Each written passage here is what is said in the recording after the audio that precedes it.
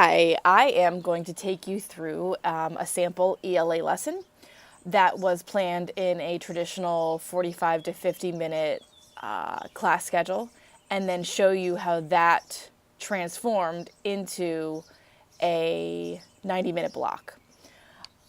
So again, it is an ELA lesson, so the content is specific to a work of literature. However, if you teach something else, if you teach science or social studies or math, I want you to be thinking about the process that I went through as I tried to move my teaching and learning in a 45-minute schedule to the block schedule.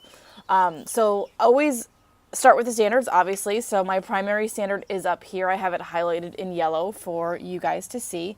And you'll have access to this document as well. So I'm not going to take you through every single learning experience that I've engineered here for students, but I do want to kind of give you a bird's eye overview. So you'll have access to the document that you can look at it a little bit closer later. And then we will revisit this at the end of our 3 days together. So anyway, back to the primary standard. You see I have primary standard and then secondary standards. The primary standard in yellow is the standard that I am really working hard to get my students to master this week. It's the one that I'm going to assess both formatively and summatively. The secondary standards are standards that I'm going to hit as we're doing some of the learning experiences that I have designed for my students, but they're not necessarily standards that are going to be assessed. So again, that one in the yellow is the one that I'm really working hard toward. And you can see that that is to analyze the impact of authors' choices regarding how to develop and relate different aspects of a piece of fiction, how they work together, and we do talk about characterization. So keep that in mind as we go through this, that is the primary standard that I really want my kids to master at the end of the week. So that translates down here into my objective, my teacher objective. My students will be able to. So you can see that I want them to be able to analyze the impact of the author's choice to use the physical decay of the setting of the story, The Devil and Tom Walker, and how that really helps develop and relates to the moral decay of the character of Tom Walker. So you can see that my objective is that they will be able to explain how the setting ultimately develops the character. I'm not going to give that objective to my students because that objective is just for me. So as a teacher, I looked at the standard, broke down the language, kind of unpacked it for my specific story, put it in objective form, and then developed that weekly learning target that I can put in front of my students. So what do I want them to do? Well, by the time they leave their time with me at the end of the week, they will be able to explain how Washington Irving uses physical decay in the story setting to develop the moral decay of our main character, who is Tom Walker. So again, relates directly back to the standard. That is the large kind of overarching weekly learning target. Now, understand that every day I would have my content, my language, and my social learning targets for students as well. So they would know not only what they need to do by the end of the week, but they would also understand what the goal was for each particular day. Those aren't built out here for us, but just know that that would be something that I would provide for my students. So again, we're looking at a typical 45-minute schedule. That's what I based it on. When I taught, it was like 47 minutes. I know some schools do 50 minutes, so I just chose 45. So you can see that every day, Monday through Friday, I have a do now exercise, which ranges anywhere. It's usually under 10 minutes. It's something that the kids are doing as they come into the room so that they know they need to take their seats, and when the bell rings, they should be working on these do now activities. Okay, and I have that timed out. After they do the do now, then I have an engage activity that again usually is about under 10 minutes. So you can see like Tuesday, for example, is a real quick one. It's 3 minutes. Whereas Wednesday, because we're a little bit deeper into the story, I'm taking some more time to activate that engagement. And then I have our procedures. So this follows a typical Madeline Hunter style lesson plan, right? So think back to when you were an undergraduate and you had to write your lesson plans with your objectives, your anticipatory set, your procedures, and your closure. So this follows the same kind of format that we're probably all used to using when we're planning. So you can see my procedures are anywhere from 25 to 35 minutes. You can see, again, I don't want to go over every single piece here, but you can see that we start by introducing a culminating text-dependent question, which relates directly back to our learning target. So by the end of the week, this is the question that I want them to be able to answer. And then it's my job to kind of work backwards and engineer learning experiences that will enable them to get there. Because it is a question that's aligned to new expectations, which are higher than we're used to working with when we think about our old standards. At least in Pennsylvania, where I am anyway, the standards are a lot more complex and a lot more rigorous. So because the question is aligned to those rigorous standards, I need to figure out ways throughout the week to get them to be able to answer that question, because I know out of the gate there's no way that the majority of my kids can do that. I may have some kids that might be close, but again, there are still opportunities that I need to put into my lessons for collaboration, for student talk, for them to be able to refine their thinking and get to that culminating question. So you can see our procedures. We have some teacher-directed instruction here. Then I group the students. They're in triads here. They're doing a protocol called Save the Last Word. So that gives them a way to kind of structure a conversation around the story setting. So we have them exploring the setting first through the use of that protocol. In one day of a 45-minute period, I'm only really getting through the protocol. I'm explaining the protocol, and they're participating in it, and then I'm introducing what they're about to do next, which will come on Wednesday. So now that the students have analyzed the setting, they'll be able to kind of begin to shift their analysis to the character. So they'll do a character analysis here. They're going to continue to work in their triads, and then you can see my closure at the end of every day. So let me go to the closure real quick. So on Monday, I just need to know, okay, where are you? So we've read the story. We've kind of talked about the question that you're going to need to answer. So I do a windshield check. Is your windshield clear? Is it a little muddy so you're somewhat sure of what you need to do? Or is it completely smattered with bugs and you have no idea what you're doing? So that kind of gives me an indication as a teacher where I am, so that when I want to group students later, I can kind of have that in the back of my mind. Closure for Tuesday is just a quick whip around. So I get to hear from every student. And then closure for Wednesday is an exit ticket. And that's the most important piece of closure, I think, for this week of instruction, because this is going to tell me where the students are on that learning journey toward answering the culminating text-dependent questions. So at this point, I need them to take 5 minutes, give me a quick exit ticket, and explain how they think the setting and the characterization work together. Because I know that my kids can do a pretty good job analyzing the setting, and I know they can do a pretty good job analyzing the character, but I'm not sure that they're able to pull those two things together and talk about how one affects the other. So from that exit ticket, it leads me to my procedures on Thursday, where I can actually begin creating those small groups. So I'm going to go through those exit tickets as a teacher, figure out where my groups are, and then have an emerging group, an on-target group, and then an extension group. So I'm going to have different kind of tiered learning experiences for them to go through based on those exit tickets. And then Friday, they're going to continue that work and eventually answer that text-dependent question. So that's my goal by the end of the week, is to get them to answer that. And then my closure for Friday is just the know what, so what, now what protocol, if you will. It's just where students kind of tell me what they've learned, why it was important for them to learn it, and how they're going to transfer that knowledge. So that kind of goes back to our teacher clarity. When we think about, if I come into your classroom and I ask a student, what are you learning, why are you learning it, and how do you know if you're going to be successful? That kind of goes back to that. So I wanted to make sure that my students would understand the importance of, everything that we did this week, not because I want them to necessarily, be completely intimate with the particular story, The Devil and Tom Walker, but I do want them to have the skills to be able to apply to a different text, even if it's an informational text. They need to know how these different things kind of work together, at how that transfers into a traditional 4x4 block. So one of the things you notice is that my primary standard is the same. So again, I'm still assessing the same standard, making sure that my kids are mastering that standard.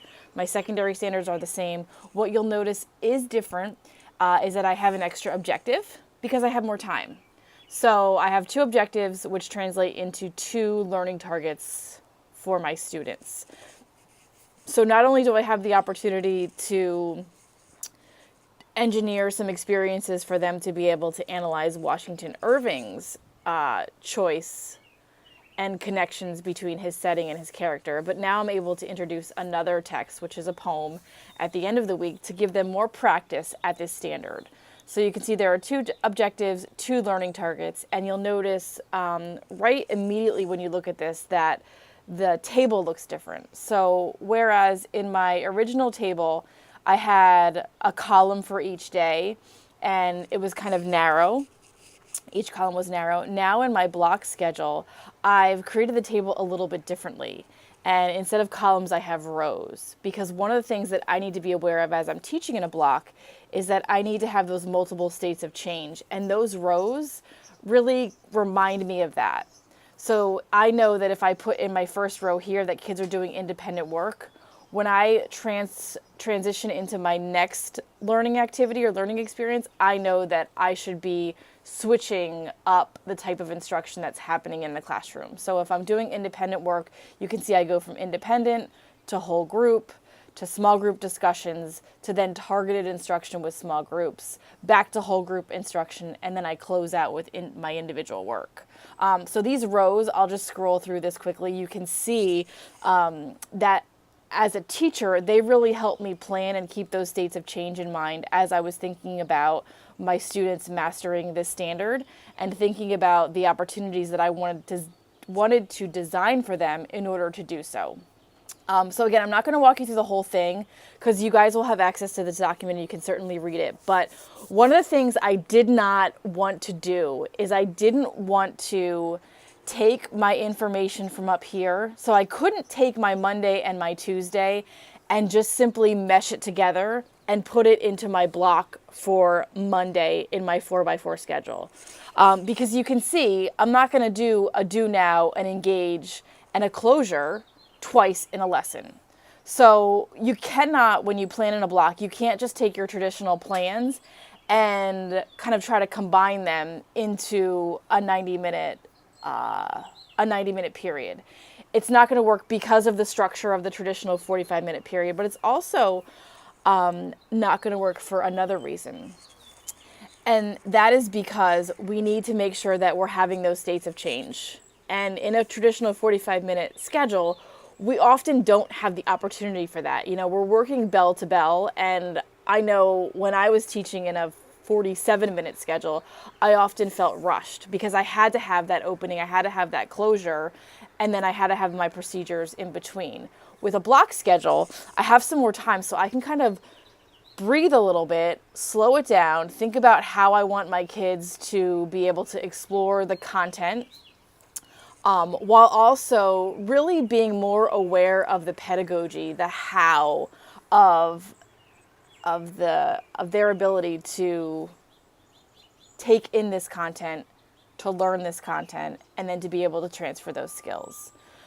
So again, as I said, I'm not going to take you through the whole thing, but you can see that just the structure of this enabled me to better plan in a block. So one of the things that I did notice as I was planning, as I was taking this information from a 45-minute schedule into a 90-minute block, is that it really gave me more frequent opportunities to differentiate my instruction. So in my traditional lesson, if we look up here back at the top, I wasn't able to get to small group work, to targeted small group work where I'm working with individual groups of students until Thursday. So until day 4. So I had to do a lot of leading up to that before I could get to those small groups. But you can see down here, I know I mentioned that on Tuesday of my traditional lesson, we did a protocol called Say the Last Word. I was able to not only do my do now and my engage, I was able to introduce the culminating text-dependent question. I was able to get that protocol in front of my students so that they were able to have the discussions about the text. And then you can see I still had a good 35 minutes left in that period to be able to extend upon that. So I was able to do targeted small group instruction on Monday, whereas in my traditional schedule, I wasn't able to do that until Thursday because all of this, the protocol and the building of the background took me up until then to be able to do that. So you can still see, I bring it back whole group here at the end after the protocol, after the targeted small group instruction. And then there always has to be some kind of individual accountability. So as a teacher, I want to make sure whether I'm teaching in a 45-minute schedule or a 90-minute block, that yes, I'm providing opportunities for students to collaborate, for students to work together, to discuss, to refine their thinking, but I also need to know where they are individually. So I chose to do that through my closure activity, which was the same as what you saw in the 45-minute schedule, which was a windshield check. Where are you in terms of working toward the goal, which we know is our learning target, which we know is our culminating text-dependent question for the Devil and Tom Walker. So again, Tuesday, same thing. You can see that my do now and my engage that I had separately in my 45-minute block has now become combined for my 90-minute block schedule. So you can see again that I have my time here. So again, as I'm planning, I can be very cognizant of how I'm doing instruction. So you can see this is independent. I have the groups kind of moving around at this point, so they're up and moving. I have some whole group instruction, so we're not saying in a block schedule, get rid of direct instruction. You still need that. So there's some gradual release of responsibility here where I'm modeling for the students, we're doing it together, and then they're able to go into collaborative groups or paired instruction as I have it here to kind of do some of what I modeled together. So there's a little protocol here for them. So I did notice as I was planning too that there are definitely more opportunities in a block schedule to implement protocols or ways to structure student conversation for them to talk about the content. Again, whether it's a literature, whether it's a piece of informational text in a science classroom, whether it's a really complex math problem in a math classroom, or whether it's a primary source document in a social studies classroom. So again, this is ELA content, but think about the process that I'm talking you through. So again, you can see here that my closure is my check for understanding. So again, I always want to have that individual accountability. I've been able to pull in a digital tool here. So I'm using Socrative as an exit ticket for them to be able to kind of tell me where they are on their learning journey. And then I have additional time on Wednesday for some targeted small group instruction as well. So again, I won't read through this for you. You can read through it as we share this link, and you can look at the document on your own.